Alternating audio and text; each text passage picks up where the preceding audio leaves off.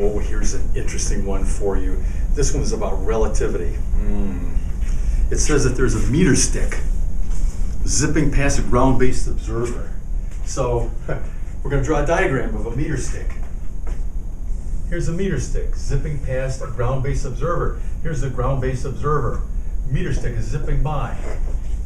It says that the speed is 9/10 of the speed of light. Is this diagram very helpful? No, not especially.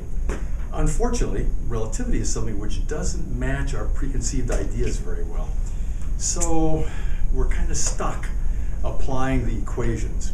And in this case, the equation says that there's a length contraction involved, that the length of this meter stick, as observed by the ground-based observer, is the proper length, which is a measurement made by somebody who's at rest relative to the meter stick, multiplied by 1 minus b squared over c squared, square root. Does that seem very satisfying? No, it's like a correction factor. Why would you put a correction factor on length? Well, as you know from relativity, there's correction factors of the similar kind that has to be applied also to time and to mass. And so things aren't quite what they seem relativistically. Okay, so can we do that? So we're trying to find this. What is the length as observed by the ground-based observer?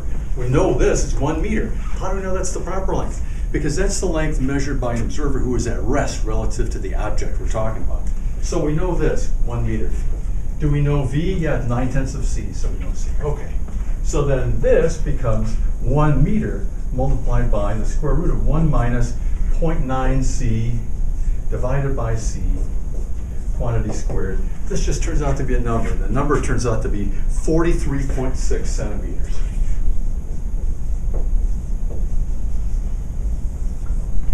So to a ground-based observer, when that 1 meter long stick is running by, it seems to the ground-based observer that it's only 43.6 centimeters long.